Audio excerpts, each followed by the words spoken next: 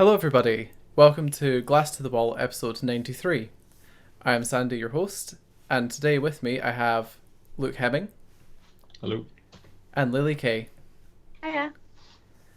Today we're going to cover a range of topics. A lot of it will be focused on the fact that we are moving into a new generation. So we're going to look back at the previous gen and talk about some of our favourite and maybe least favourite things that happened during that generation. So let's start with games that defined the generation for us. Luke, do you want to take the lead on this one? Yeah. Bit of an odd choice, I think, for me after a long and lengthy thinking process. But I'm going to go with Until Dawn. The horror that I think at that time, just for that moment, because I don't want to offend you, took the crown from Resident Evil at the time. I think it was a fantastic game, really enjoyable, and the first time I've been that invested in the characters. At the time, it was just, I think I was just as invested in seeing certain characters get hurt as much as possible as I was seeing some survive. Big shout out to the guy who plays Agent Ward in Shield as well. He was a massive character in that, and he was probably one of the worst characters in it in terms of personality, and he was the guy that I strictly tried to keep alive for the duration of the game, just because Ward is amazing. So I think it's a bit of an odd choice, but it's the game that kept coming back when I kept thinking that was one of the most enjoyable game I've played for this generation. I have to agree. I've played through Until Dawn many times, and the first time I got through it, thought everyone was going to survive. Bam! Last choice I made, killed 3 of the characters. Yeah, I think that very last part lost me a good few, but I thought I was doing okay. Yeah. Lily, how about you? What was your defining game?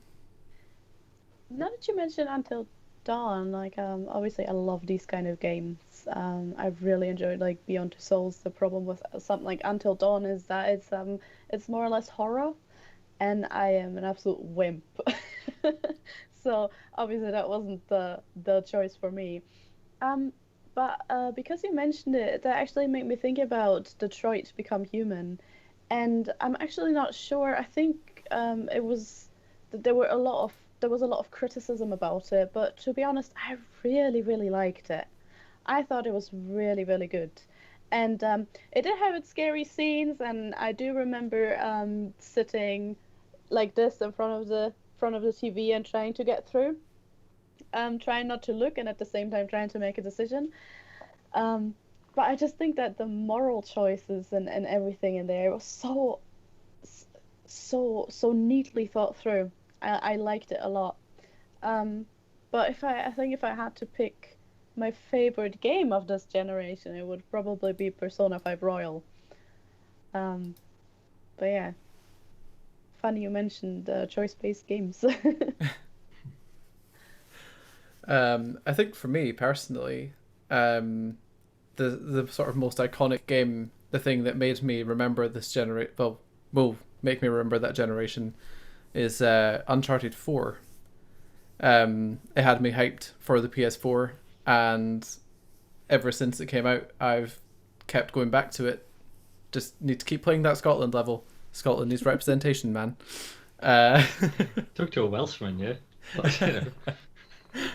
Well, you need to rep for Wales in the next Uncharted type game that comes out. Get yourself some cinematic explosive things. We've got King Arthur, apparently. Fair. We have cold and wet. Yep, very very cold. We've got some of that. I don't think to your level though. Obviously, during the last generation, there was a lot of innovation in terms of services. One of the biggest being Xbox Game Pass. Obviously, £10 a month feels like it's going to be a big investment for access to games just on a temporary basis. The games kind of rotate through what's available as the year goes on. But once you realize the sort of breadth of content available for that £10 a month, you've got your EA Play, you've got, I think they're adding Disney Plus, you've got 100 plus games that are just there for you to download and access at any time. That was certainly something that I didn't see myself getting into, but I've literally been on and off it all year, and when I have it, just, trying out the latest stuff, playing Forza, which I probably wouldn't otherwise buy. It's just been really interesting and kind of entertaining, and now that Microsoft is leaning even harder into it, it's got so much potential going forwards. Are there any technologies, subscription services, or even just changes in graphics or gameplay devices that you found particularly interesting last gen and are looking forward to seeing expanded next gen? Lily, do you want to start us off? Yes, absolutely. So I think that what I found the most impressive was that jump to making VR so accessible price-wise. Obviously, I'm now talking as a privileged middle-class citizen here, but it's especially, I think, with the PlayStation VR, it's more accessible, it's more affordable, and there are actually a lot of like of like good content for it, and it's just getting more and more impressive with what is actually possible. So I think this is one of the defining features, I think, that came with this generation. But I think I um, also the whole being able to play more and more games online with friends. And I think that especially came out this year during the pandemic, when everyone had to stay at home. We couldn't meet up with other friends, but it was possible for us to connect. And if it's just putting Mario Kart in and playing it online, something silly like that. But the importance of these opportunities almost just came to light when we realized, there will be times so we can't leave the house. Um, and I think that it also helps us to connect to other countries. I can play with someone back in Germany while being in the UK and things like that. So I do like that there's the service to play online, and that it's a lot more accessible, and a lot more games offer it nowadays, for sure. And Luke?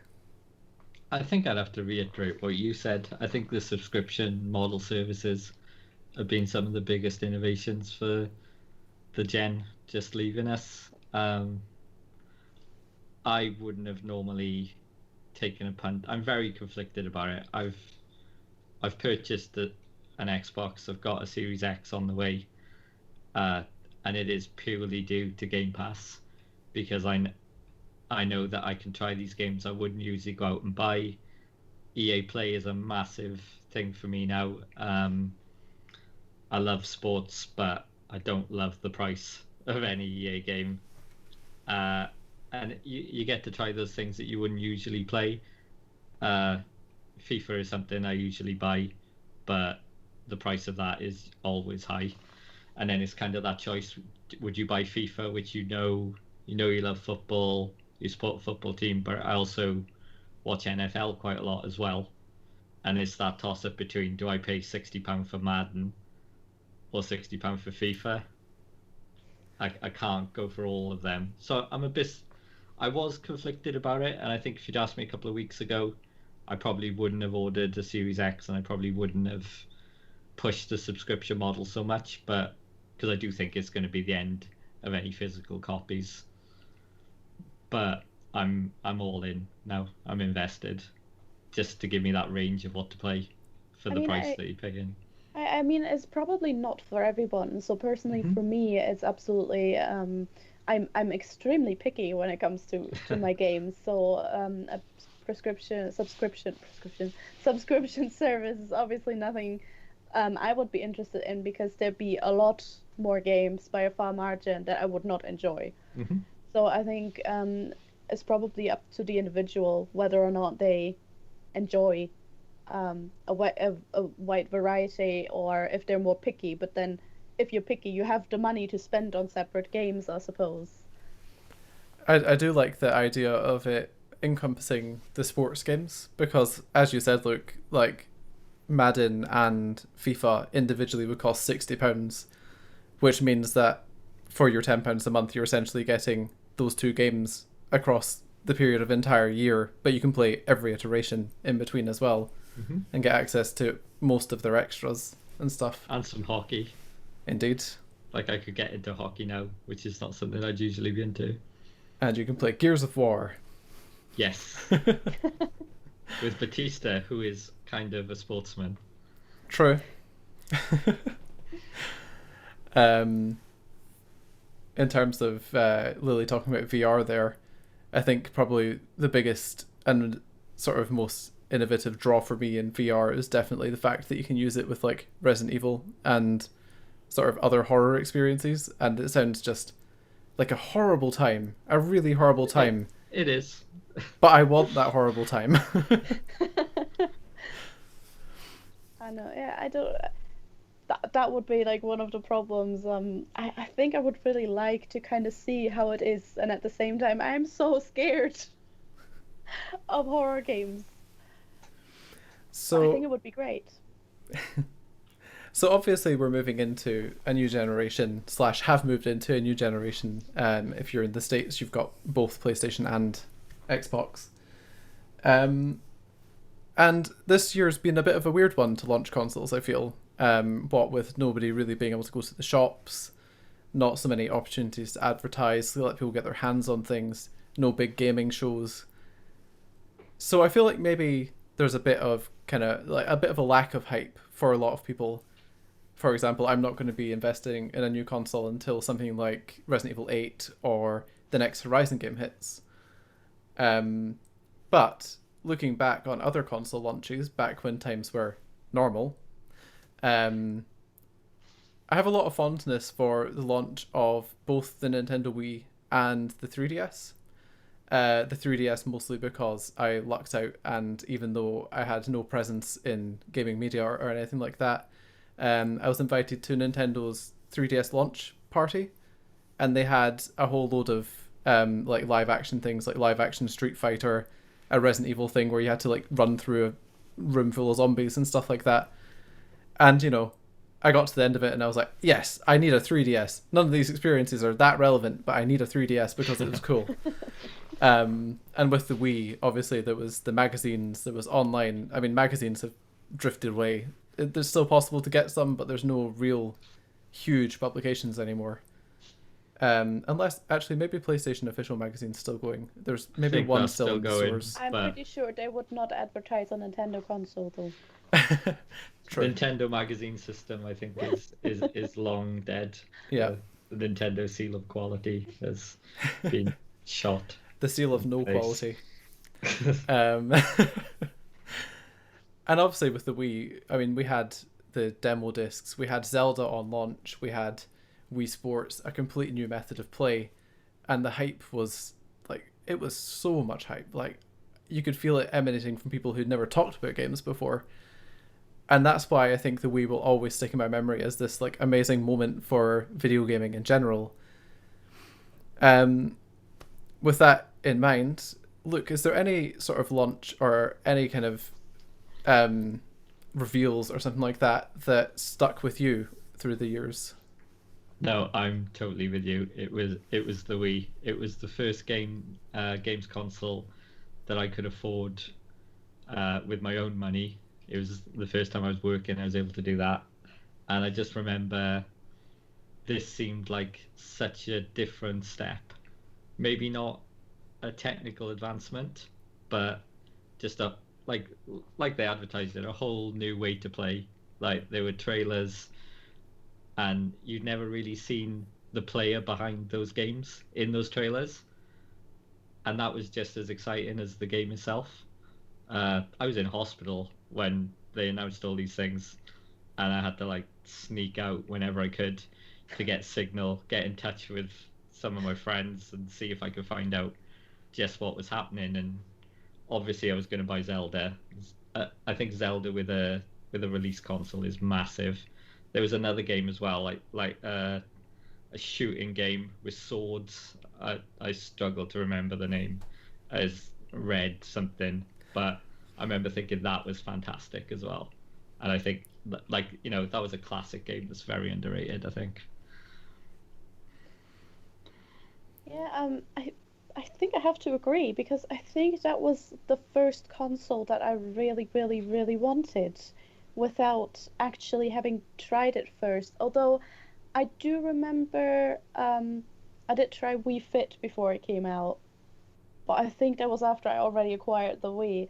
And I think what stayed most in my mind from before the Wii was released was all the advertisements of people playing Wii Sports. And I thought that was just so amazing. And I mean, it was advertised definitely as like a family kind of console, Mhm. where you can play with four people. And I think that was probably what sold me on it. It was more of a, more of a, you didn't have to be that um, into gaming, let's put it that way. But you could have fun with your grandparents and things like that. So I was very excited.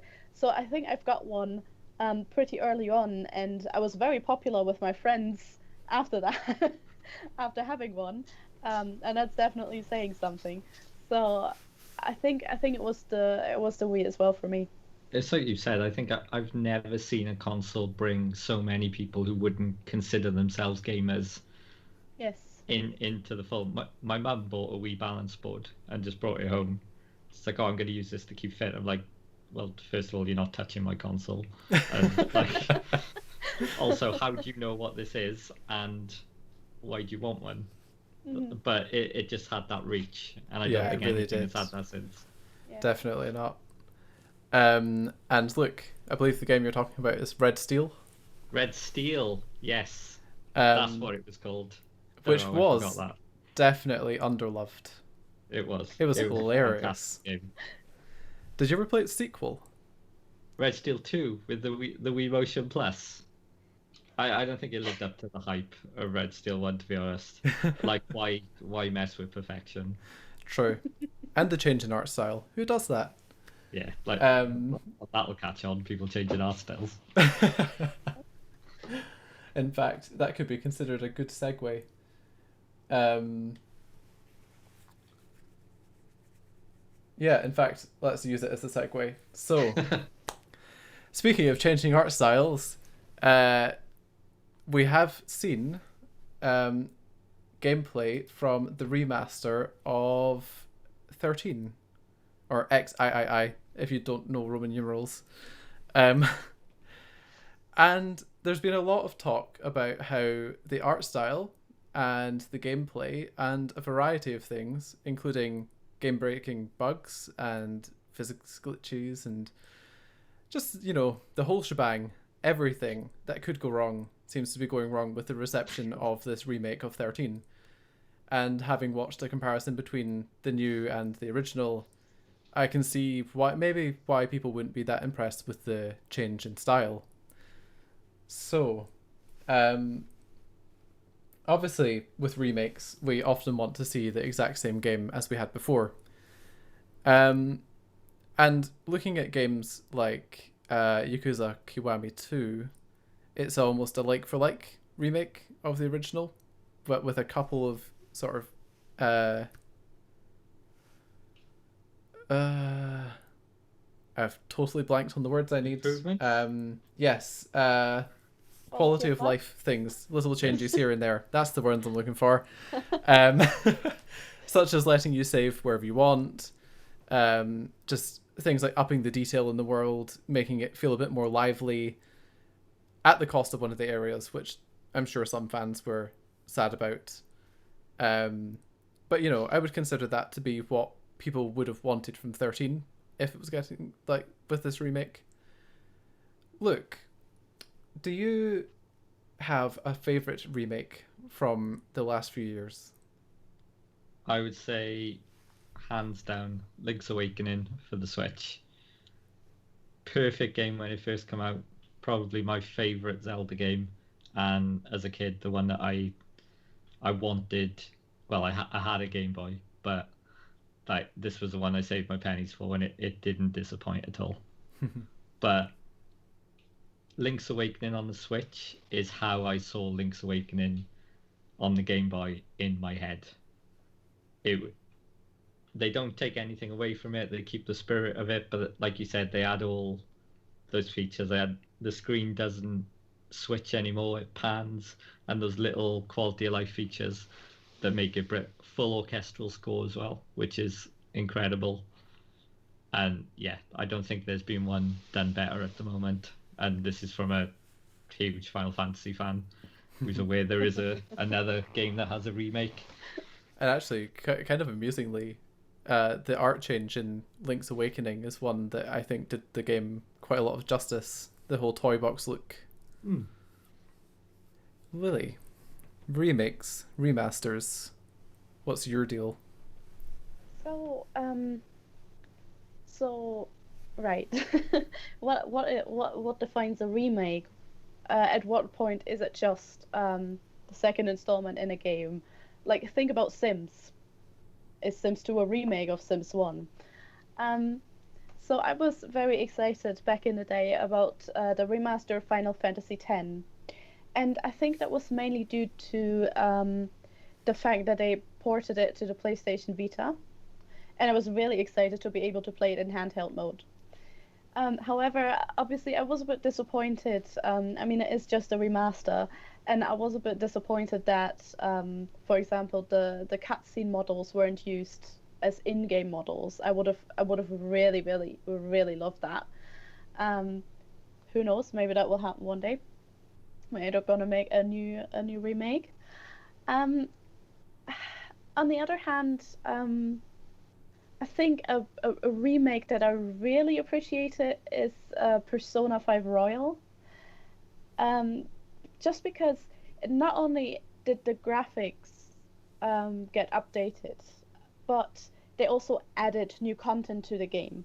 And at the same time, they kept the game the same as before, which I find that they did a real trick there in my eyes.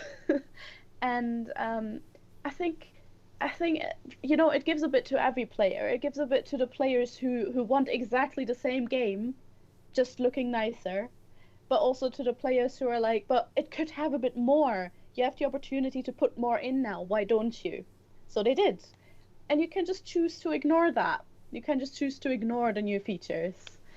And I think they did that really well, because I think what we also have to keep in mind that for a lot of people, what makes a game is the story, and it's often also the combat system. When we think about Final Fantasy VII, they changed the combat system somewhat, and while it looks more realistic and it's more action based, I have a feeling there are people out there who may not really enjoy that kind of combat, who wish they had left the original combat style in. And I totally understand that. I would be devastated if they did Final Fantasy X and it wasn't turn-based anymore. On the other hand, it is a new opportunity. It is essentially a new game. So I think it's a bit tricky talking about remakes. Yeah, so basically what you'd want to see if Final Fantasy X was remade would be something that kept the essence of the characters and the story without sort of messing around with those. But if it did decide to tweak the combat and the gameplay, it wouldn't necessarily turn you away, but you would rather it kept the original combat system. I think so. I think what we have to keep in mind is that everyone has a different preference. For example, for 7, I really enjoyed the whole thing that they kind of say this is going to be a different story from the original, because now I can get involved in the story again, because I'm personally very disappointed by how the original story plays out, without giving away too much. So I'm kind of hoping that the remake will play out differently, and now this opportunity is there. But this is just my personal preference, and there will be a lot of people who will be very disappointed, who are very disappointed that we know of, um, that the story has changed. And again, it's personal preference, Yeah. which is always important to keep in mind. And even then, I'm sure they'll be excited about the prospect, once it happens, of a new adventure with the same old characters that they know and love. Because, I mean, the characters in Final Fantasy VII were very faithful to the normal ones, Indeed. from my personal perspective. Yeah, I'd agree with that as well. And yeah, people just, as much as those changes have been made, even the people who are very annoyed by this are still going to pick up that next installment for the same At least characters, Just who, begrudgingly. you know, who may all survive. Yeah. Indeed. So obviously there's the prospect of new remakes coming to the next gen consoles, or the current gen consoles. This will always be confusing when you're crossing the line. And obviously, well, I say obviously, me personally, I would love to see a remake of Resident Evil Code Veronica, because it's a game that hasn't seen much love over the last few years, and it's one that takes Resident Evil in this like weird kind of pseudo old style, but with some sort of new actiony things coming into it. It was the sort of line crossing into Resident Evil 4, and I think it would be really interesting to see a new take on that. Lily, what would you like to see remade entirely? Entirely. I would love to see Final Fantasy X with cutscene models in game. Keep the rest the same. Just update the graphics. Um, and yeah, absolutely, I would love that. I would absolutely love that. But and that's a bit out there. But what I would really enjoy to see is a complete remake of the very first Professor Layton game, which is Professor Layton and the Curious Village, because that's just such an iconic game, and it is really good. But I feel like at the time there was a bit of a, first time this type of game, a bit of a low budget, and I would absolutely love to see it with a higher budget, with what they started doing with the later games. There were just little tweaks that were missing in the first game. For example, in the later games, during solving puzzles, you can take notes on the screen, on the 3DS screen, on the DS screen, and that wasn't possible in the first one, except for certain puzzles. And it's these kind of small implementations that I would love to see in the first game, and just updating the graphics for the little cutscenes a little bit and things like that. The Bringing the facial styles in line. expressions, and yeah, I think that would be great. I think there might be quite a lot of people who would actually pick that up again. Certainly sounds like it. And Luke? I would say Alundra for the PS1. Now I'm deep in thought about Link's Awakening again. Alundra was the PlayStation Zelda, and I would love to see that again. New score, updated graphics, and with those quality of life features, because I think I know you played it as well, Sandy. Indeed. And it can be a nightmare at times. And just having those quick saves, maybe just something as simple as that would make it a much more enjoyable experience. Indeed. Quick saves and checkpoints and an easy difficulty for people who can't be bothered, who just want to have fun. Yeah, I mean, I feel like there's a lot of value to be had in remakes, especially with interesting directions like Final Fantasy VII remakes going, and even the like for like remakes like Spyro Reignited, where it's exactly the games you remember, but with just tiny tweaks to make sure all the controls are exactly the same in all the games, removing that stiffness that used to exist. So it'll be very interesting to see where we go in this generation, and if some of those new remakes that we want actually start to appear. Our final topic is also to do with the console launch. So, as part of Mario's 35th anniversary celebrations, Nintendo has seen it fit to go back and look at its original consoles, the Game & Watch. And it has released a new 35th anniversary version with Super Mario Brothers on it. And our Luke Hemming has a very nice copy of it to show off to us. I'll swap us over to just Luke's screen and let's have a look. Yeah, so I got this off the Nintendo store, $44.99. Like you said, for the 35th anniversary, you can get this up until the 31st of March next year, I believe. Indeed, I believe so. And not to cut over you, but wouldn't it be really appropriate for it to be £35? Well, on the top here is 35 coins, which again pushes your point, I think. But maybe it translates into yen somehow. yes, that is it. $44.99 is the equivalent of 35 Mario gold coins. Indeed, that is the current exchange rate. But yeah, this thing absolutely reeks of quality. I haven't even showed you the console yet. I'm just in love with the box. It's a very nice box. I don't know what the console is. So don't worry about it. But look at this box. So you've got the old color scheme for the Game & Watch. And what's really nice is it shows you the original game, Mario Ball, which is included on the Game & Watch system. But then you can slide it over for the Super Mario Brothers experience. That is really cool. Yeah. It is. Like, Nintendo do tend to go the extra mile with these.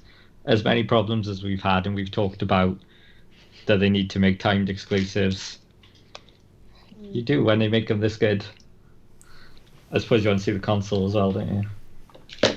I imagine we do. Okay. So here it is. Exactly like the old Game & Watches. I think it's even down to the same dimensions as the old ones, maybe slightly smaller. But with those quality of life features that we spoke about, USB charging, it's got a suspend mode as well, but nice and solid, as you'd expect, metal front, plastic back, and you've got your choice of 3 games with this. Oh, and if it has suspended my game there, if you can see it. Oh, that's really cool. So you get Super Mario Brothers, Super Mario Bros. The Lost Levels, and Mario Ball. You also get a clock as well, which this time of night goes to a lovely little night mode.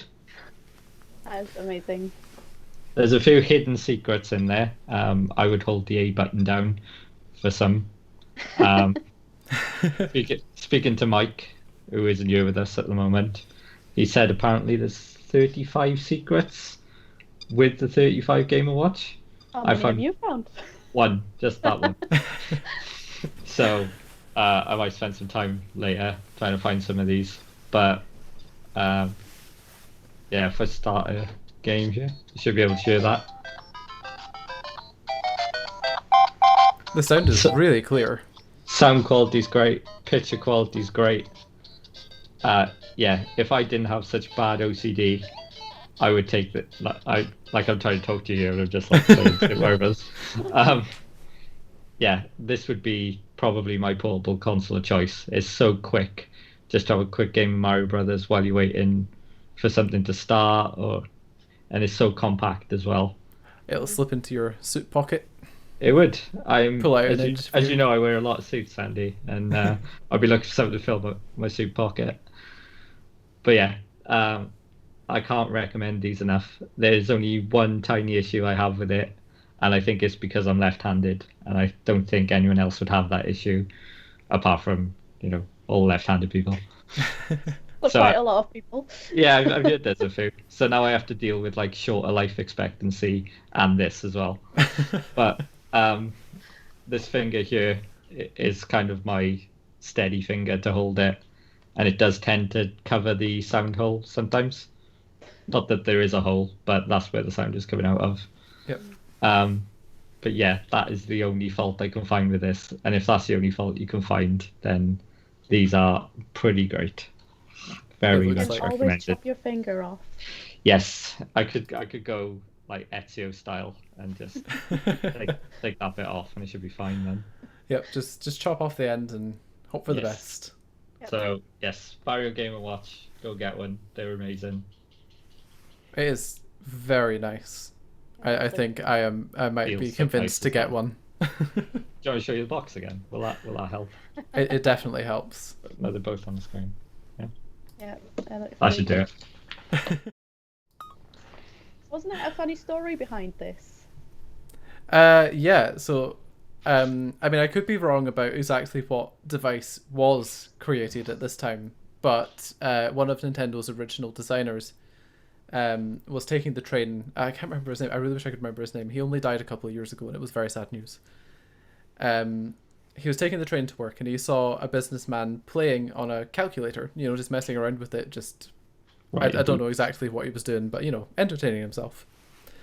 And he thought to himself at that point, wouldn't it be fantastic to have a very small portable video game that you can just, whip in and out of your pocket, out of your bag, and just have a little play around just for your train ride and things like that. And I believe that's where the first Game & Watch was developed, and he made it so that the games would be really short bursts, really just get in, try and get a high score, get off to the train, go to work. I wonder if that businessman was literally just trying to do his work on the train and it looked like he was playing it. Maybe. Like they gave that guy a Game and Watch afterwards. He's like, I've got work to do. Why are you giving me this? Like important calculations here on my calculator.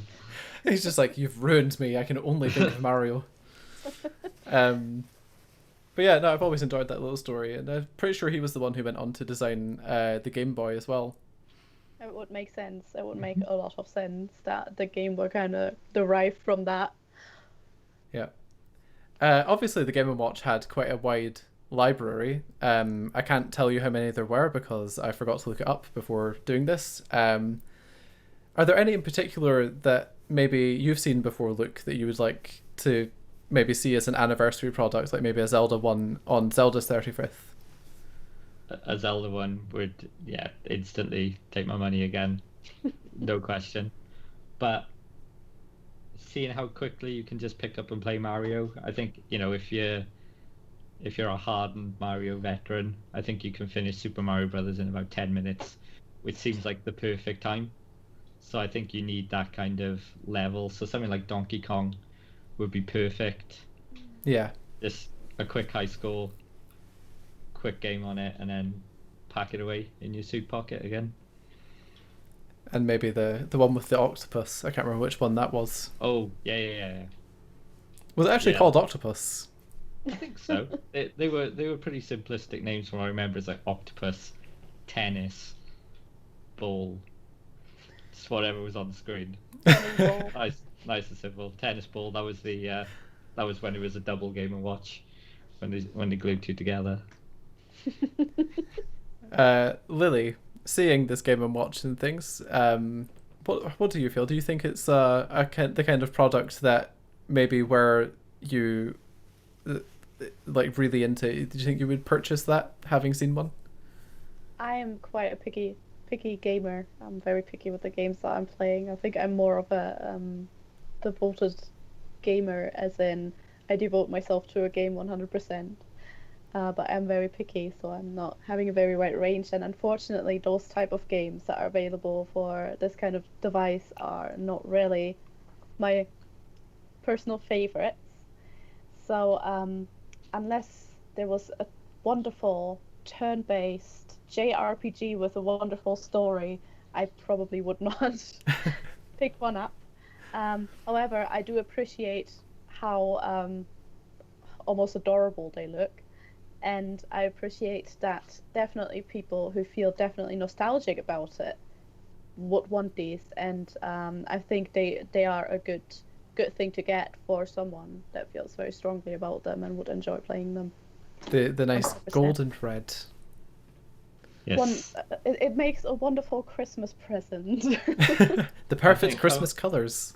of a certain age, I think nostalgia is such a heavy factor that I think so. I've had Mario Brothers on every Nintendo console I bought, and I've still got my Nintendo plugged in. There is literally no need for me to buy this. To be honest, I think my grandma, she would absolutely love this.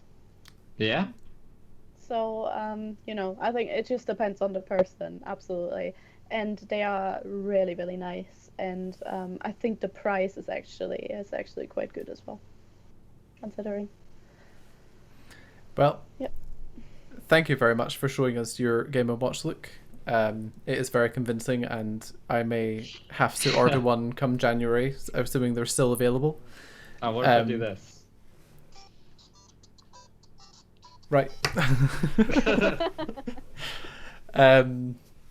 Yeah, thank you very much for all your help with presenting this episode.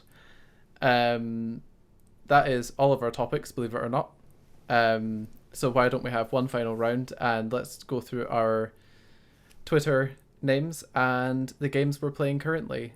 Lily, you start us off. My Twitter handle is @LilySwifty, and I'm just gonna say, look it up in the description below, please, before I have to spell it out. And so I'm currently working on my PhD, which doesn't leave me too much time to play, but just to calm down, really, I'm playing the Raymond Story of Seasons on the Switch at the moment. So kind of relaxing, just a bit of farming. And Luke? I've just finished Tetris Effect on the Game Pass, which is fantastic if you like making Tetris even harder and feeling like you're gonna have a stroke. But obviously there is something about it I'm enjoying because I've played it all. And Impressive. yeah, I'm still playing Watchdog Legions as well. Trying not to get in anything too heavy as I await the new generation of consoles, because if anything gets in the way of Spider-Man, then I am going to be very annoyed. Very true. And your Twitter handle? It is @lem207, which will also be in the description. Now, Lily has reminded me to put things in the description. My Twitter handle is @SquidgyBuffalo. Recently, I've been playing, or in fact, not even recently. I'm currently playing Bloodstained, the Castlevania game that came out. Well, the Castlevania game that came out recently, and Tales of Vesperia remaster on Xbox One, as well as 7 or 8 other games that I need to start writing about. Well, thank you very much for all your input. We will be back next Sunday for episode 94. Thank you. It was great See to you be then. here. Well, take care, Bye. guys. Bye.